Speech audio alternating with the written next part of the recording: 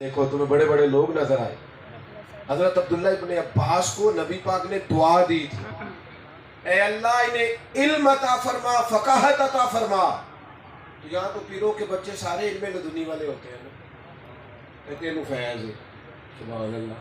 غوث پاک تو مادرزاد ولی ہے پر 12 سال پڑھتے رہے. تو گھر بیٹھے بیٹھے کیسے ہو گیا؟ عجیب منطق ہے نا جی. اور عجیب بات, مجھے ایک بات بتا, آپ کی توجہ ہے میری بات پر؟ جڑے نہیں بولے انہوں نے ہلکا ہلکا ایسے کرو. میں تو جانے والا ہوں, میرے تو یہ حضرت کی وجہ سے مجھے کئی اور جگہ بھی وعدے کرنے پڑ گئے, تو میں تو 2-4 باتیں آپ سے کرنی, آپ توجہ فرمائیں. مجھے ایک بات بتائیے, ڈاکٹر کا بیٹا اگر MBBS نہ کرے تو ڈاکٹر ہوتا ہے؟ تجھے آپ کو ڈاکٹر صاحب کا پتر بھی ہو رہا, لیتے ہو دوائی؟ بولو. انجینئر کا بیٹا اگر ڈگری نہ لے تو انجینئر ہوتا ہے؟ تو پیر کا بیٹا کچھ پڑھے پڑھائے نہ تو پھر بھی پیر, کوئی شے بھی نہ ہو. یہ کیسی بات ہوگی؟ تھوڑا سا غور کریں. جس کو مرضی, جس طرح کا مرضی آپ معیار دیتے ہیں, کوئی کرائٹیریا پیدا کریں. کیا قومیں اس طرح زندہ رہتی ہیں؟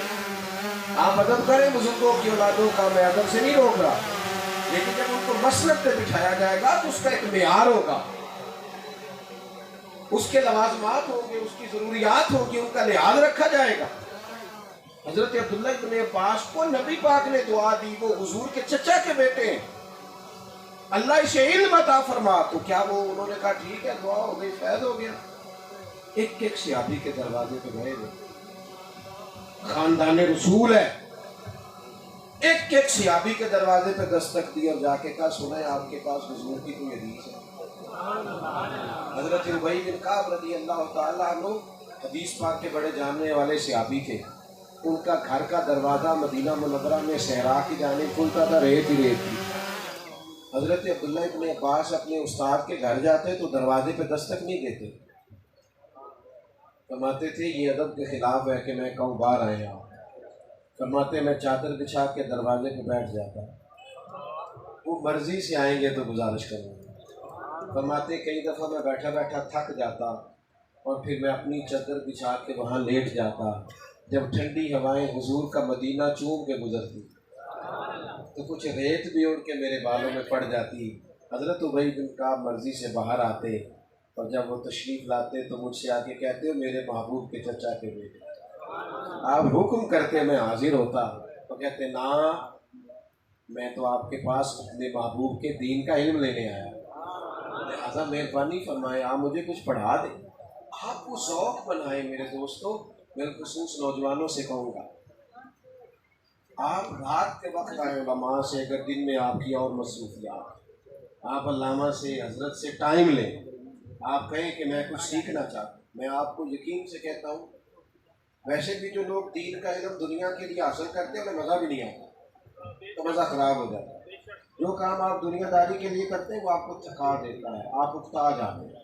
مزہ, یہ جو لوگ کچھ علم رکھتے ہیں پر عمل نہیں نہ کرتے, یہ بڑی بے چین زندگی گزارتے ہیں. علماء کی بات نہیں کرتا, میری طرح کے جو لوگ ہوتے ہیں, علم ہو عمل نہ کرے تو 2 کشتیوں کے مسافر.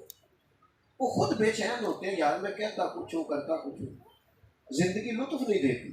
اور جو لوگ علم پر عمل کرنے والے ہوتے ہیں ان کی زندگی بڑی مزیدار ہوتی ہے. ہمارے گجرانوالہ میں حاجی ابو ساگر صاحب رحمۃ اللہ علیہ تھے نا, تو اپنے مزاج کے لحاظ سے, طبیعت کے لحاظ, وہ کہتے تھے کہ مبلغ وہ ہوتا ہے جسے اسٹیج لگا کے دے دے تو تقریر کرے نعرے لگوانے کے بعد. کہتے مبلغ تو چلتے پھرتے بھی مبلغ ہوتا ہے. اور صاحب گلی سے گزر رہے تھے تو ایک عورت کو دیکھا, اس کے چہرے پہ پردہ نہیں, تو یوں آنکھیں پھیر لی اور آنکھیں پھیر کے کہنے لگے پتر مسلمانہ دی تھی یہ پردہ کرے گا. تکلیف ہو رہی. جو بعض غصے والے لوگوں کا طریقہ ہوتا ہے, جا بابا اپنا کام کر. عورت نے جو لہجہ ہوتا ہے آج کل لوگوں کا, کہنے لگی جا بابا اپنا کام کر. حضرت صاحب پھر راستے فرمان لگے پتر میرا ہی کام ہے, میں کام ہی تے لگا, میرا کام دین دی دعوت دے رہی ہے تو میں لگا میرے ہی کام میں. وہ خاتون کے دل میں بات ٹھہر گئی, اسی وقت پلو اٹھا کے چہرے پہ رکھ لیا, کہنے لگی اللہ آپ کو جزا دے, اللہ آپ کو جزا دے, آپ نے مجھے خیر کی بات بتائی.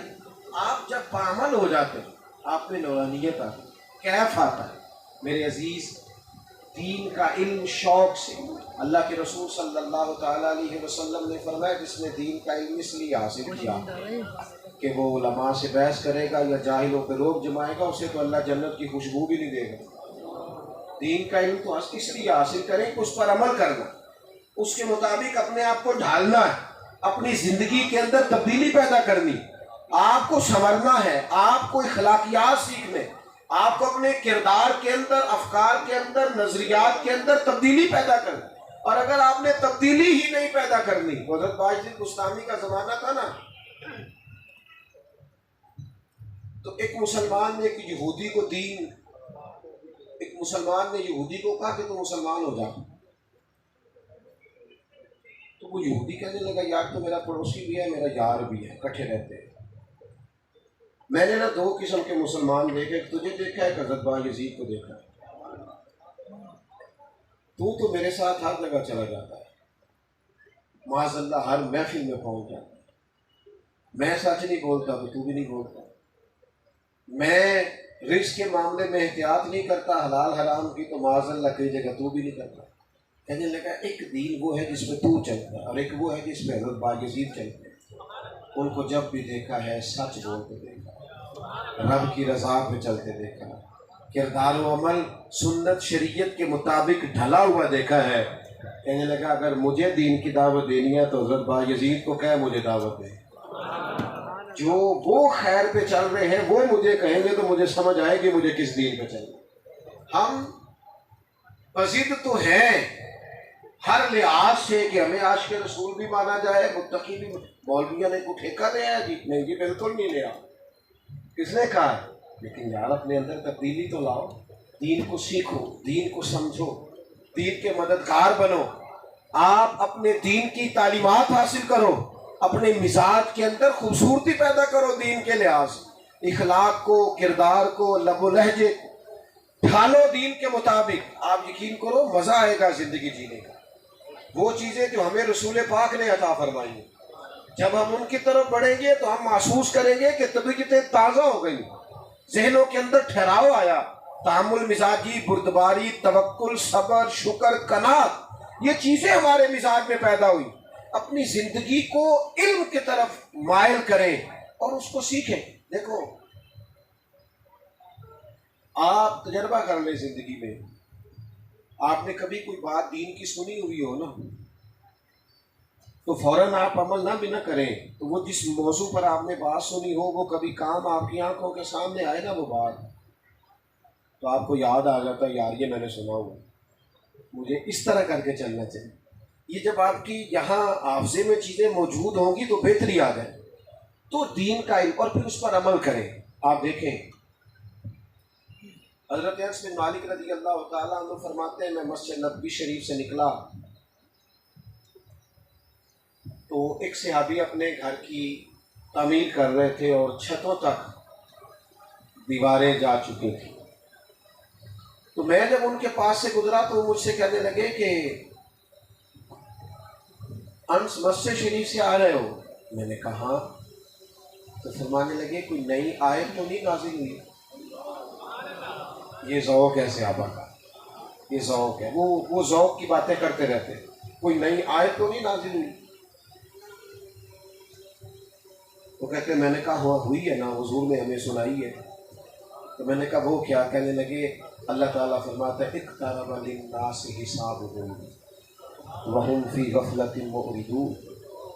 لوگوں کے حساب کا وقت قریب آ گیا اور ابھی بھی غافل ہو کے پھر رہے ہیں، غفلت میں منہ پھیرے ہوئے، حالانکہ حساب کا وقت آ گیا. حضرت انس بن مالک کہتے ہیں میں نے آیت تلاوت کی تو صحابی دیکھتے ہی رہ گئے، کام چھوڑ دیا، خاموش ہو گئے. تھوڑی دیر کے بعد میں تو آگے گزر گیا تو مجھے پیچھے سے کسی کے چھلانگ لگانے کی آواز آئی. میں نے پلٹ کے دیکھا تو وہ صحابی تھے. میں نے کہا کہاں جا رہے ہیں؟ کہنے لگے مسجد. میں نے کہا اس کو تعمیر نہیں کرنا. کہنے لگے آپ